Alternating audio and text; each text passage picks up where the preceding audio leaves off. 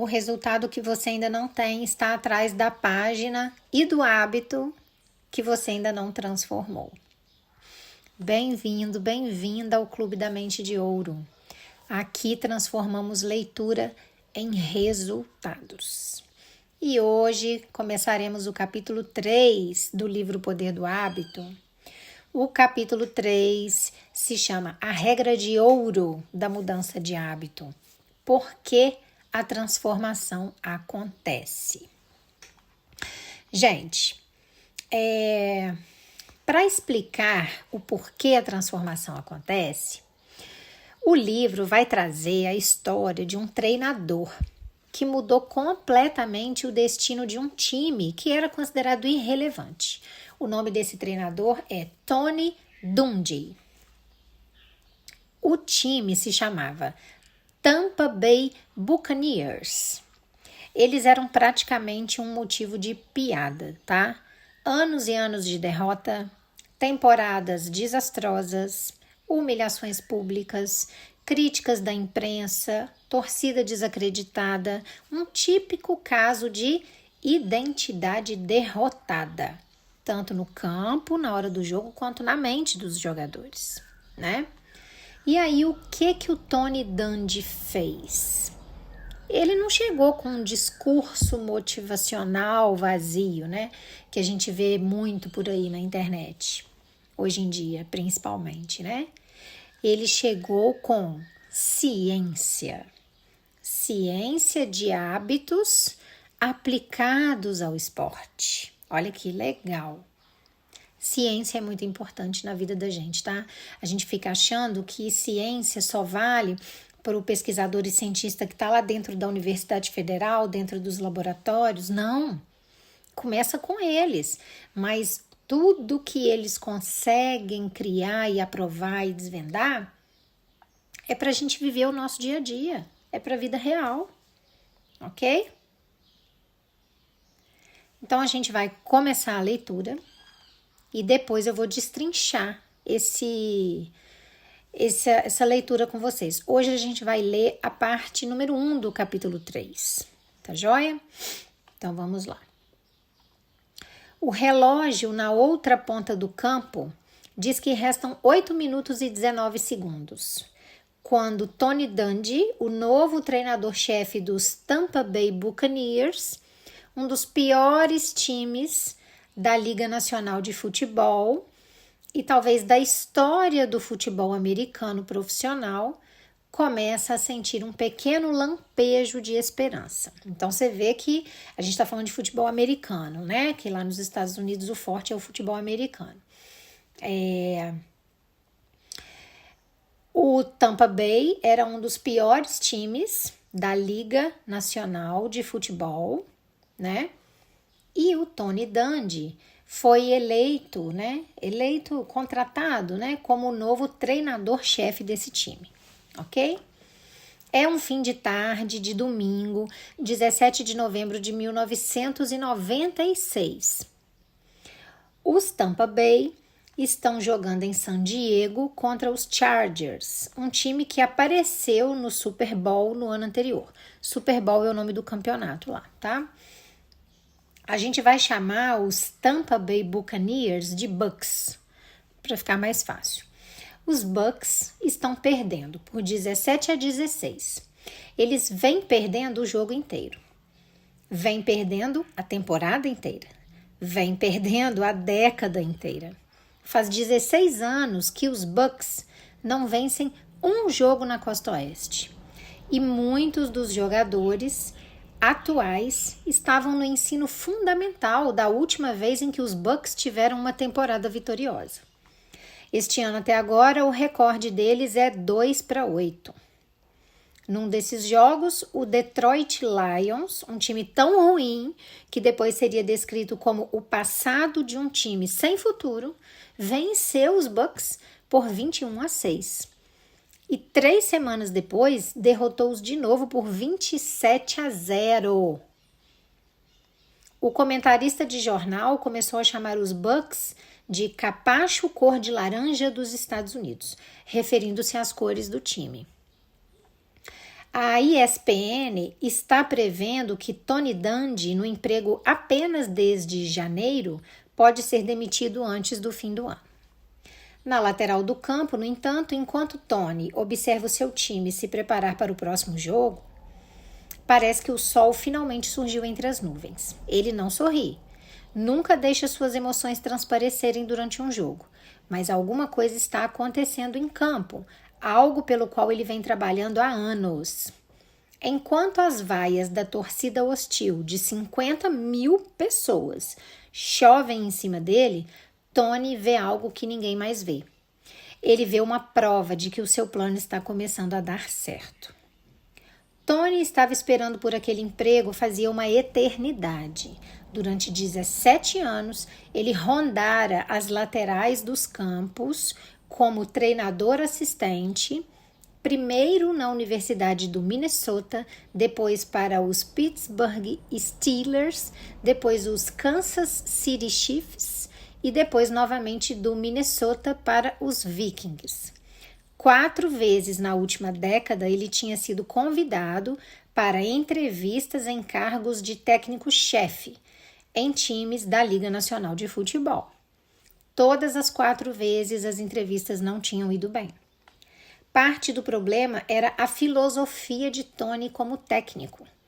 Em suas entrevistas de emprego, ele explicava pacientemente a sua crença de que o segredo da vitória era mudar os hábitos dos jogadores. Dizia que queria fazer com que os jogadores parassem de tomar tantas decisões durante um jogo. Queria que eles reagissem automaticamente por hábito. Se ele conseguisse incutir os hábitos certos, seu time venceria e ponto final. Os campeões não fazem coisas extraordinárias, explicava Tony. Fazem coisas ordinárias, mas as fazem sem pensar, rápido demais para o outro time reagir. Seguem os hábitos que aprenderam. Como, perguntavam os donos, você vai criar esses novos hábitos? Oh, não, ele não ia criar novos hábitos, respondia Tony. Os jogadores passavam a vida inteira formando os hábitos que os levavam à Liga Nacional de Futebol. Nenhum atleta vai abandonar esses padrões só porque algum novo treinador mandou. Então, em vez de criar novos hábitos, o Tony ia mudar hábitos antigos dos jogadores.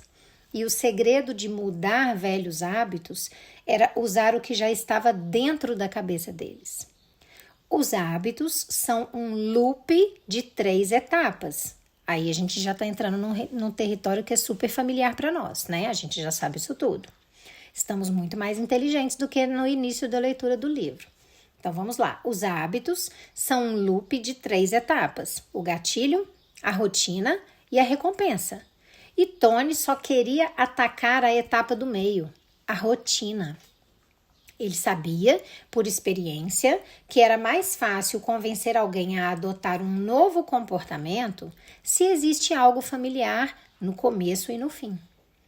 Sua estratégia como técnico personificava um axioma, uma regra de ouro da mudança de hábito, que, segundo mostraram estudos e mais estudos, está entre as ferramentas mais poderosas para gerar mudanças. Tony reconheceu que nunca se pode realmente eliminar os hábitos ruins. Em vez disso, para mudar um hábito, você precisa manter a velha deixa, o velho gatilho e oferecer a velha recompensa, mas inserir uma nova rotina. Eis a regra: se você usa o mesmo gatilho e fornece a mesma recompensa, você pode trocar a rotina e com isso conseguir alterar o hábito.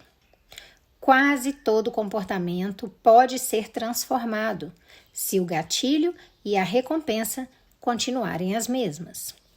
A regra de ouro já influenciou tratamentos para alcoolismo, obesidade, transtornos obsessivo-compulsivos e centenas de outros comportamentos destrutivos. E entendê-la pode ajudar qualquer pessoa a mudar seus próprios hábitos. Tentativas de parar de fazer lanches, por exemplo, muitas vezes fracassam, a não ser que haja uma nova rotina para satisfazer os velhos gatilhos e desejos pela recompensa. Um fumante geralmente não consegue largar o vício se não encontrar alguma atividade para substituir os cigarros quando o seu desejo por nicotina é deflagrado. 4 vezes Tony explicou a sua filosofia baseada nos hábitos para dirigentes de times. 4 vezes eles ouviram educadamente, agradeceram-no por seu tempo e depois contrataram outra pessoa. Então, em 1996, os lamentáveis Bucks o chamaram. Tony viajou até Tampa Bay e mais uma vez apresentou seu plano de como eles podiam vencer. Um dia depois da entrevista final, eles lhe ofereceram o emprego. Então, vamos lá. A regra de ouro da mudança de hábito, conforme o Tony Dungy, é: você não pode eliminar um velho hábito, você só pode mudá-lo. Ok, concordamos com isso, né? Então, você tem um gatilho, né? Que é alguma coisa que acontece no jogo, e aí você tem um desejo pela vitória, e aí você joga esse jogo. Essa é a rotina, a maneira como se joga o jogo. E aí você chega à recompensa, né? Então, como que vai funcionar a teoria dele? Você usa o mesmo gatilho, né? Alguém no jogo dispara um vai, né? O futebol americano tem muita corrida.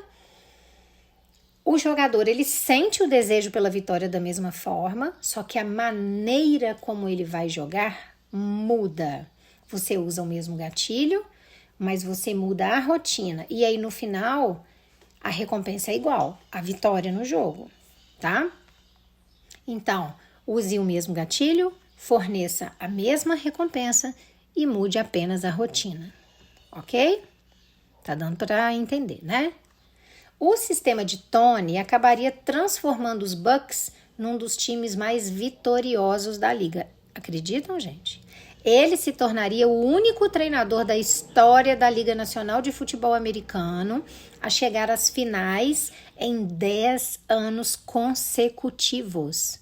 O primeiro técnico afro-americano a vencer um Super Bowl, que é o maior campeonato do país, e uma das figuras mais respeitadas do esporte profissional. Suas técnicas como treinador se disseminariam por toda a liga e todo o mundo dos esportes. A sua abordagem ajudaria a esclarecer como se transformam hábitos na vida de qualquer pessoa. Então, novamente, gente, a gente não está falando aqui sobre futebol americano, tá? Para não correr o risco de vocês não se identificarem e falarem não é para mim. A gente está falando sobre transformação de hábitos na vida de qualquer pessoa, inclusive na sua. Mas tudo isso ainda estava por vir. Hoje, em San Diego, Tony só queria vencer. Do seu banco de técnico, ele olha o relógio.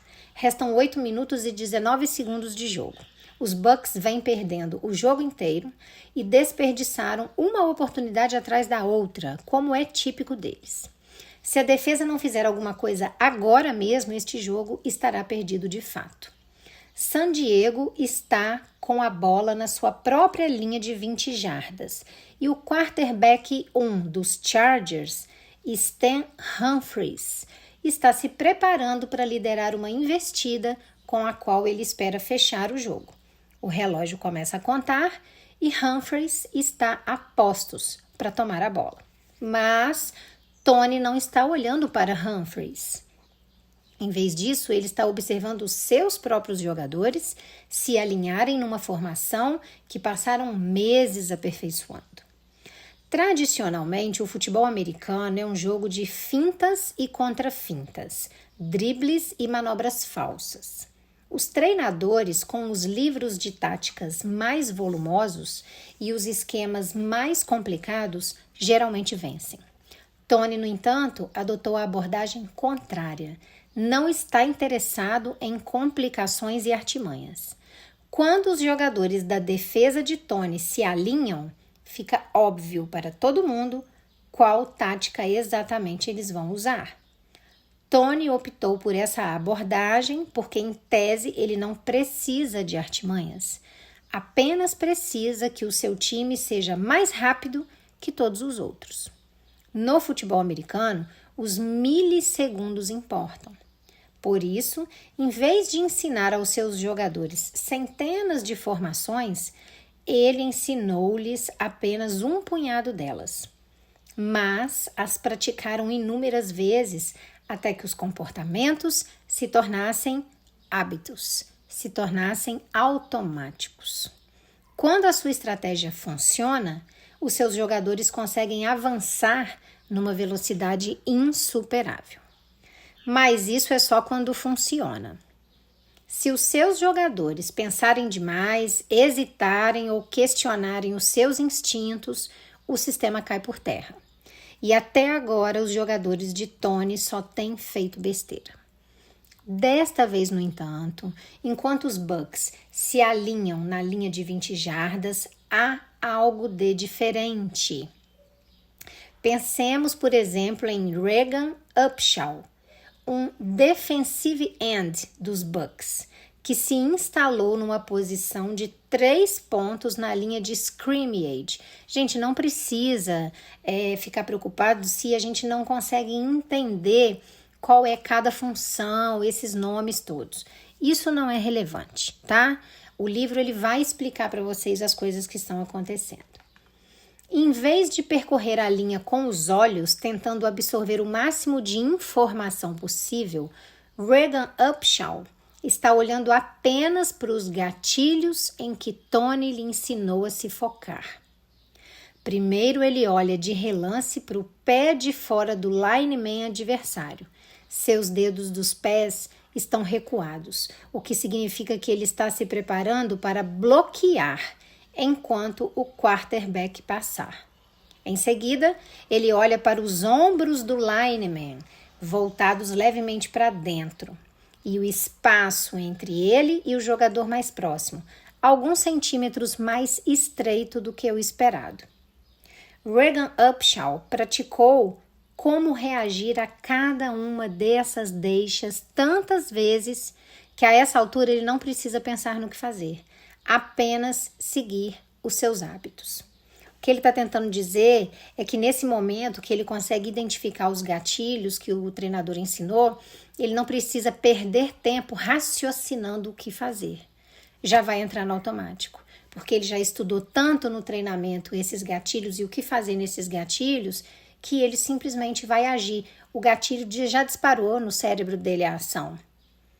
Ele vai simplesmente executar essa ação sem pensar, porque o gatilho já foi disparado.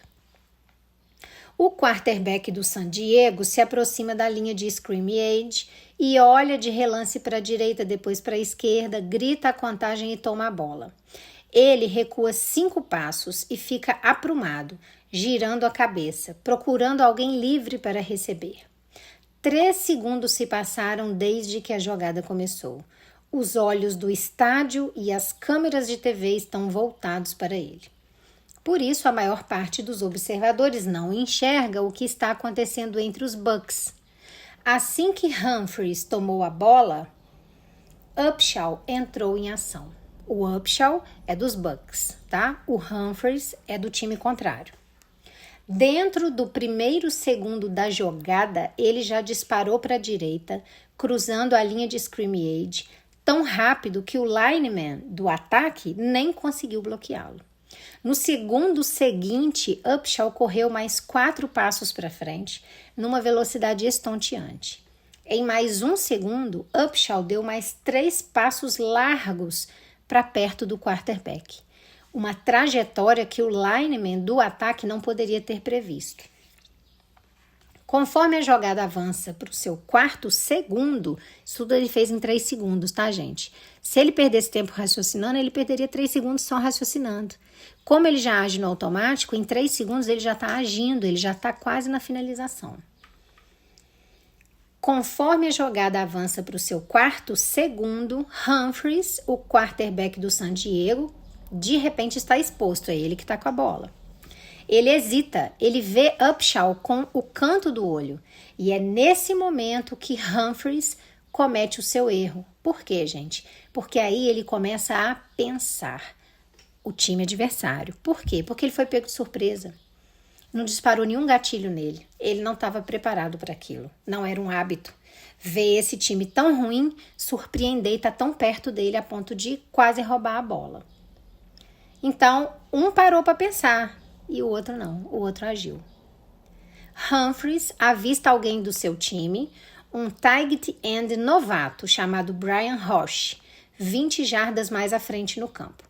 Há outro receiver do San Diego muito mais perto, agitando os braços, pedindo a bola. O passe curto é a escolha segura. Mas em vez disso, Humphries, sob pressão, porque ele parou para raciocinar, foi pego de surpresa, executa uma análise de fração de segundo. Inclina o braço para trás e lança a bola para Roche. Roche estava mais longe dele do que um outro jogador. Essa decisão apressada é exatamente o que Tony estava torcendo para acontecer. Assim que a bola está no ar, um safety dos Bucks chamado John Lynch começa a se mover. A tarefa de Lynch era simples. Quando a jogada começou, ele correu para um ponto específico do campo e ficou esperando o seu gatilho ser disparado. Há uma enorme pressão para que ele improvise nessa situação, mas Tony treinou Lynch até que a sua rotina virasse automática. Então, como resultado, quando a bola sai das mãos do quarterback Humphries, o Lynch está postado a 10 jardas de Roche, esperando. Enquanto a bola gira no ar, Lynch interpreta os seus gatilhos, a direção do rosto e das mãos do quarterback, o espaçamento entre os receivers e começa a avançar antes que fique claro onde a bola vai cair. Roche, o receiver do San Diego, pula para frente, mas Lynch o contorna e intercepta o passe.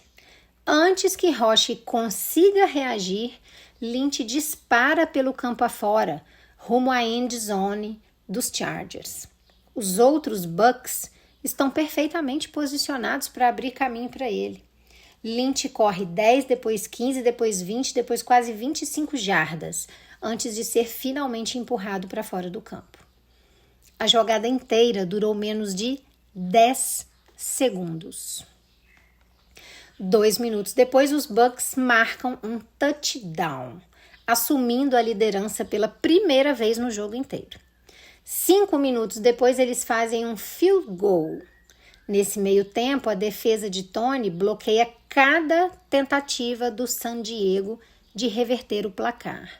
Os Bucks vencem por 25-17, uma das maiores surpresas da temporada. Ao fim do jogo, Lynch, que é aquele jogador da última jogada, e Tony saem do campo juntos. Parece que alguma coisa diferente aconteceu ali. O Lynch, o jogador, diz enquanto eles entram no túnel. Estamos começando a acreditar, responde o Tony. Essa frase já diz muito, já é um bingo, né, gente? A primeira parte do capítulo 3 termina aí, tá? Eu vou destrinchar para vocês agora, mas assim, ficou perceptível, né? Os detalhes das jogadas em si a gente não entende bem, porque a gente não entende de futebol americano, mas isso não é importante. O que ele quis mostrar é que ele aplicou o método, né? De você alterar apenas a rotina do loop do hábito. Então, você manteve os mesmos gatilhos, você só ensinou os seus jogadores a interpretar, a perceber que aquilo é um gatilho, que aquilo sempre acontece. E agir de uma maneira diferente, mudar a rotina para conseguir a mesma recompensa, fazer os pontos e ganhar o jogo. É isso que ele quis mostrar, tá? Então, fica claro que o Tony acreditava em algo que é simples, mas ao mesmo tempo é muito radical, né? O quê? Ele fala isso no texto. Os campeões não fazem coisas extraordinárias. Não. Pelo contrário, eles fazem o ordinário. Gente, o ordinário não é vagabundo, tá? O ordinário é o comum, é o esperado, é o padrão, tá? eles fazem o ordinário, mas com tanta consistência que o corpo responde antes mesmo da mente pensar. Por quê? Porque você já treinou aquilo tantas vezes que já virou rotina, já virou hábito. O corpo está tão treinado a fazer isso que antes do seu cérebro falar, peraí, vamos ligar, vou pensar, é uma jogada, o que fazer, o corpo já fez a parte dele. Bingo. Foi isso que ele fez com esse time. Ele sabia que os jogadores já tinham hábitos formados durante a vida inteira deles como jogador. Ninguém ia simplesmente jogar fora tudo isso que sabia sobre futebol americano porque um treinador novo pediu. E mesmo se quisesse fazer, não ia conseguir, né? A gente não consegue jogar fora todos os hábitos porque alguém pediu. Então, o que ele fez? Ele fez algo muito mais inteligente do que exigir que os seus jogadores abortassem seus velhos hábitos, né? Ele pensou, eu não vou criar novos hábitos. Eu vou pegar os velhos hábitos, manter o mesmo gatilho, manter a mesma recompensa e trocar apenas a rotina. E essa é a regra de ouro da mudança de hábito. Mantenha o mesmo gatilho, mantenha a mesma recompensa e troque apenas a rotina. Bingo? Bingo. Ele não pediu para os jogadores pensarem diferente antes do jogo. Não. Ele treinou os jogadores para que, diante das mesmas situações de sempre, com os mesmos sinais de sempre, eles reagissem com novas respostas. Só que essas novas respostas tinham que ser automáticas, para que eles fossem mais velozes que o outro time. E foi isso que começou a acontecer naquele jogo contra o San Diego Chargers. Enquanto todo mundo via um time prestes a perder mais uma vez, o Tony enxergou algo que era invisível a olho nu. Jogadores finalmente reagindo por hábitos novos e não mais por padrões velhos. E aí, em poucos segundos, a defesa leu os gatilhos certos, identificou, gatilhos. E aí ele executou a rotina certa, a nova rotina que é para a qual eles foram treinados. E aí eles interceptaram a jogada certa. Então a diferença não foi mágica.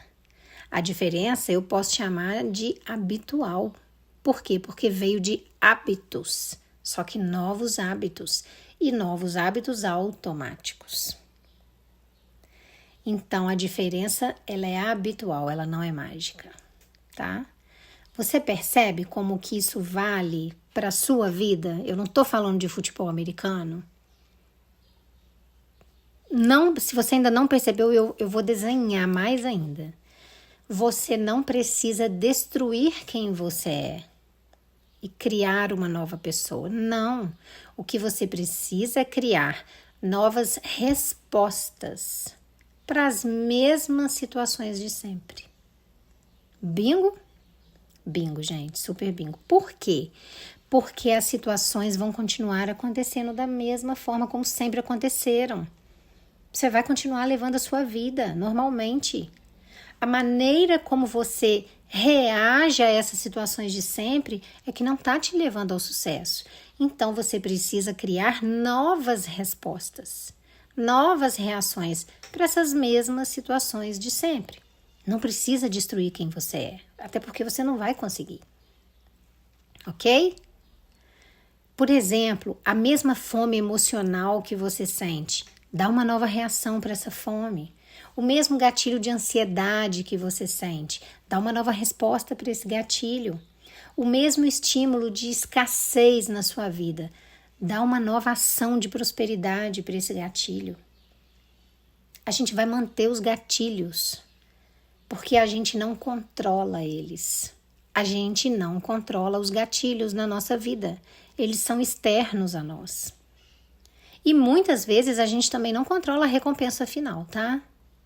Mas a gente controla a rotina. É a única parte do loop do hábito que a gente controla. é a rotina. É o meio do processo. Então, é aqui que entra o seu poder de transformação, onde você controla, onde você tem controle, ok? Agora eu vou fazer perguntas para você refletir aí na sua cacholinha, tá? Vamos lá, vai pensando e aí você já vai adaptando isso tudo para a sua vida, o seu momento. Vamos lá. Qual que é a deixa, qual que é o gatilho que sempre dispara um comportamento destrutivo em você? É fácil identificar isso. É só você se lembrar das reações destrutivas que você tem. Volta um pouquinho antes nela. O que te deixou assim? O que te despertou esse comportamento destrutivo? Esse é o gatilho. O que você costuma fazer de maneira automática quando você está estressado, cansado, rejeitado, com medo? Lembra do que você faz quando te deixam nervosa, quando você está muito cansada, quando te rejeitam, quando você sente medo? O que você faz? E que nova rotina você poderia colocar nesse meio? Porque você vai manter o mesmo gatilho e aí você consegue buscar uma recompensa mais saudável e mais próspera. Porque você mudou o caminho do meio, você mudou a rotina. Em qual área da sua vida você mais precisa trocar a jogada, igual o treinador fez naquele campo? Área emocional, área financeira, área espiritual, área profissional. Ah, todas. Eu tô ouvindo aqui, tá ressoando nos meus ouvidos a resposta de vocês. Ok, mas nesse momento, qual é a área prioritária que você precisa trocar essa jogada? Elege essa área e todas essas perguntas que eu te fiz, responde dentro dessa área. Porque você não precisa ser uma nova pessoa. Você precisa responder de um novo jeito ao que te acontece. Bingo? Bingão, né? Bingo de milhões. E no meu livro Mente de Ouro eu te ensino justamente isso. Como você substitui padrões que já são automáticos na sua vida, mas que são de escassez, são de medo, são de sabotagem, por outras rotinas, tanto mentais quanto de comportamento, mas que sejam de prosperidade, de clareza, de ação concreta. O Mente de Ouro é um manual prático, sem rodeios, que te ajuda a prosperar em todas as áreas. Área mental, área emocional, área financeira, área espiritual, física, profissional. E ainda tem um bônus, que é o cofre dourado da prosperidade. E nesse bônus eu guio você com exercícios para você conseguir instalar essas novas rotinas internas diante dos mesmos gatilhos de sempre. Que é o gatilho que você tem, que eu tenho. É conta para pagar, medo de não conseguir vender, insegurança, comparação, cansaço. Ok? Escreve aqui embaixo para mim nos comentários agora. Qual é um gatilho que sempre aparece na sua vida? Sempre. E qual é a nova rotina que você decide instalar a partir de hoje, baseado nesse gatilho? Escreve aí para mim. Você está no Clube da Mente de Ouro. Aqui você não aprende só conceitos, aqui não tem teoria vazia. Aqui você aprende a jogar o jogo da vida, mas com uma nova estratégia. Lembrem-se sempre, a regra de ouro da mudança de hábito é simples, mas é poderosa. Mesmo gatilho, mesma recompensa, nova rotina. E é assim que se muda um time, e é assim que se muda uma mente, e é assim que se muda uma vida. O Tony Dungy, ele não mudou o futebol. Ele mudou a forma como os jogadores respondiam às mesmas situações de sempre. Essa regra de ouro dos hábitos, ela é clara. Você não precisa apagar o seu passado. Você só precisa reprogramar a sua resposta agora, no presente. Esse é o Clube da Mente de Ouro. o resultado que você ainda não tem está atrás da rotina que você ainda não decidiu trocar, mas vai trocar. Eu tenho fé em você. Se inscreve no canal, curte, compartilha, ativa o sininho. Tem vídeo todo dia no canal para vocês. É questão de honra, eu não abro mão. Um beijo no coração de vocês. No próximo vídeo a gente vai entrar na parte 2 do capítulo 3. Vamos continuar falando sobre essa mudança de hábitos que esse treinador colocou nesse time e vamos levar isso para outra situação também. Um beijo no coração de vocês.